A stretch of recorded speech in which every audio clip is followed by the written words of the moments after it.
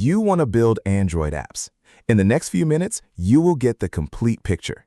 We'll install Android Studio step by step, learn Kotlin, and then understand the 4 things every real app is built on: the manifest, Gradle, API calls, and a clean architecture using Dagger Hilt and MVVM. No filler. Let's start. First, Android Studio. This is the official development environment from Google, and it is free. It's built on IntelliJ IDEA, so you get a smart code editor, but Google adds everything Android-specific on top: a visual layout preview, a device emulator, Logcat for reading your app's logs, a profiler for memory and battery, and the whole Android SDK. One download gives you the entire toolchain. Before you download, check your machine.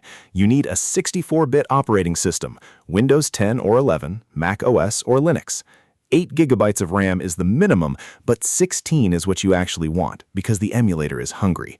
Keep at least 8 GB of free disk space for the IDE, the SDK, and the emulator images, and put it on an SSD if you can.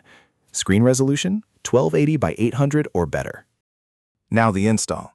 Go to developer.android.com/studio. The site detects your operating system, so just click the big download button.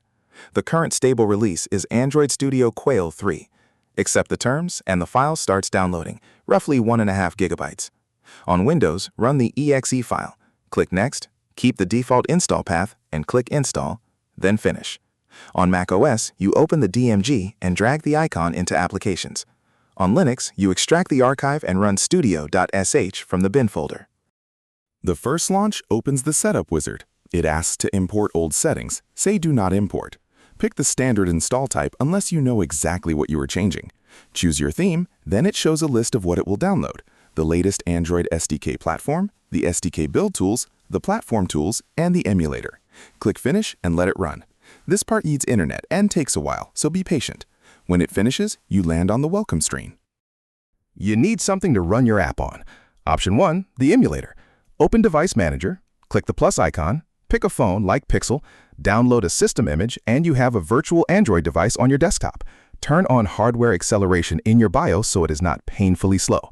Option 2, and honestly the better one, use your real phone. Enable developer options by tapping build number 7 times in settings. Switch on USB debugging, plug it in, and accept the prompt. Your phone now shows up in Android Studio. Time to create a project. Click New Project. Pick the empty activity template, which gives you a modern Jetpack Compose starter. Then fill 4 fields: name, whatever your app is called; package name, a unique reverse domain identifier like com.byteandbolt.myapp, and this can never change once you publish; save location on disk; and minimum SDK, which is the oldest Android version you support. API 24 is a sensible choice. It still covers almost every device in use. Click Finish. Here is the window you will live in. On the left, the project pane.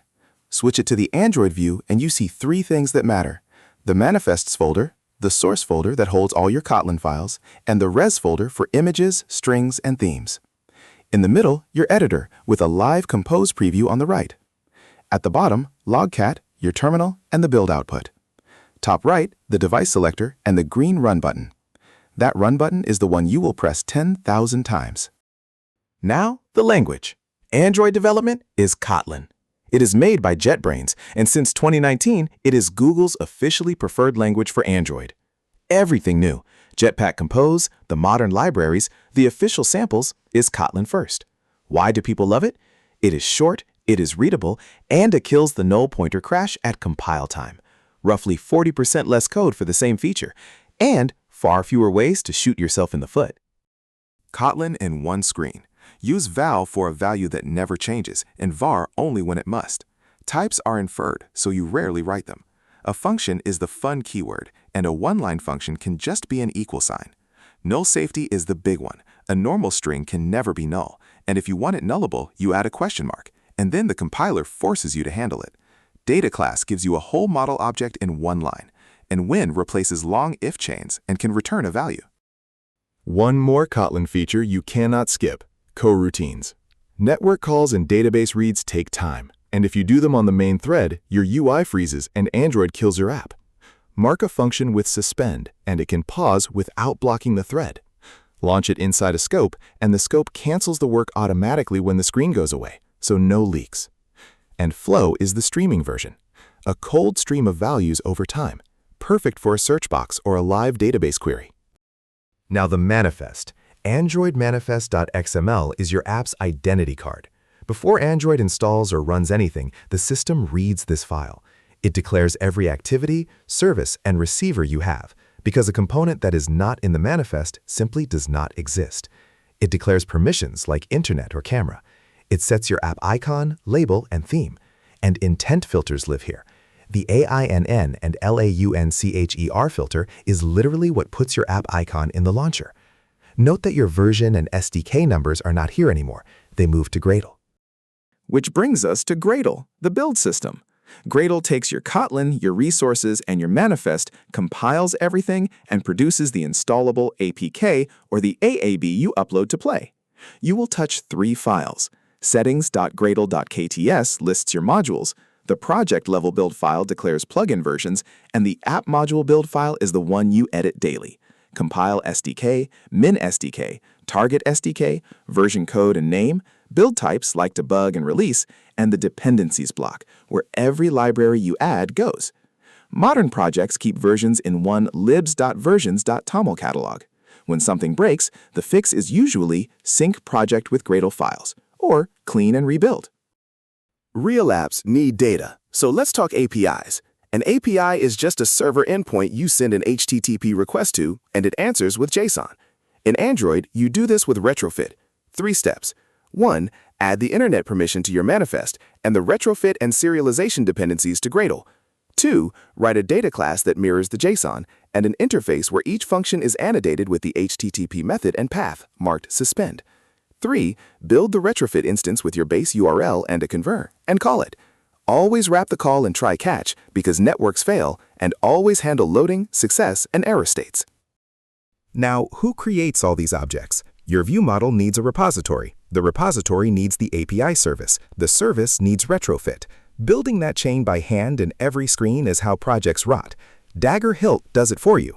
It is Google's recommended dependency injection library, built on Dagger, and it wires everything at compile time, so mistakes are build errors, not crashes.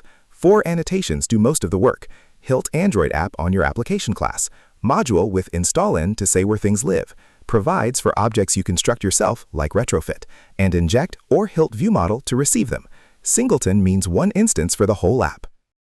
Last piece, MVVM. Model View vModel. It splits your app into 3 layers. The model is your data and business logic, the API service, the database, and the repository that decides where data comes from. The view model holds the screen state and survives rotation, exposing one immutable state object through stateflow. The view just draws that state and sends events up. Data flows down, events flow up, and the view never talks to the network directly. The payoff is real. Your logic becomes testable without a device, and rotating the screen stops losing your data. So here is the whole thing in one picture. The user taps a button. The composable calls a function on the view model. The view model launches a coroutine and asks the repository which Hilt injected for it. The repository calls the retrofit service, which was also injected, and hits the API over the internet permission your manifest declared, using the libraries Gradle downloaded. JSON comes back, becomes a data class, travels up as state through stateflow, and the UI redraws itself. That is a modern Android app. Every piece you just learned has exactly one job. Quick recap. Android Studio is the tool. Kotlin is the language. The manifest declares what your app is. Gradle builds it. Retrofit brings the data. Hilt supplies the objects. MVVM keeps it all clean. Your homework?